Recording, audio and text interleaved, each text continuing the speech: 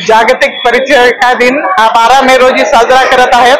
त्याबद्दल सर्वांना मी खूप खूप शुभेच्छा देते आणि शासकीय आयुर्वेद रुग्णालयातील सर्व परिचारिका आपलं दैनंदिन कामकाज सांभाळून असा हा रक्तदानाचा स्तुत्य उपक्रम सगळ्यांसाठी राबवत आहेत। आज आपल्या जगाच्या पार्श्वभूमीवर बघता रक्तदान हे सर्वश्रेष्ठ दान आहे आणि काळाची गरज आहे।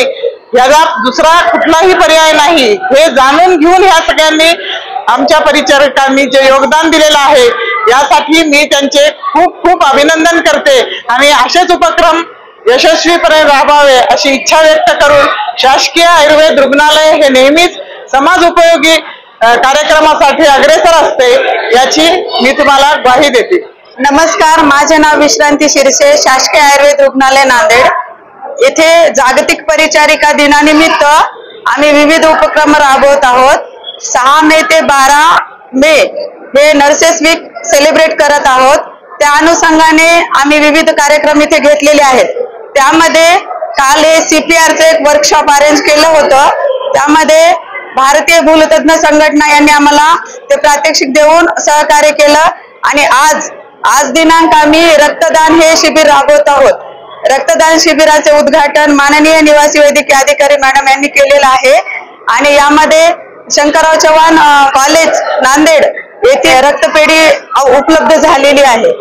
यानंतर आम्ही उद्या म्हणजेच 10 मेला कल्चरल ऍक्टिव्हिटीज हे प्रोग्राम घेणार आहोत आणि 11 मेला गेम्स घेणार आहोत आणि 12 मेला जागतिक परिचारिका दिन हा साजरा करणार आहोत। यांचं मुख्य आकर्षण म्हणजे यांचे उद्घाटन माननीय अधिष्ठाता सर शासकीय वैद्यकीय रुग्णालय कॉलेज नांदेड यांच्या हस्ते होणार आहे आणि विविध उपक्रम घेतलेल्या सर्वांना ते त्यांच्या हस्ते पारितोषिक देणार आहेत। धन्यवाद। आज जागतिक परिचारिका दिनाच्या निमित्तानं साप्ताहिक कार्यक्रमामध्ये आज ब्लड डोनेशनचा कॅम्पचं आयोजन करण्यात आले होते।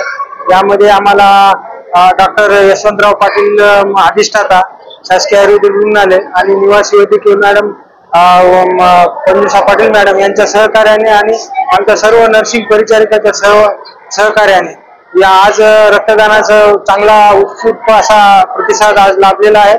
आज आपल्या इथे जवळपास 20 लोकांची आता दिलेला आहे आतापर्यंत आणि 25 लोकांची नोंदणी झालेली आहे। आणखी जवळपास 50 लोकांचा चांगला प्रतिसाद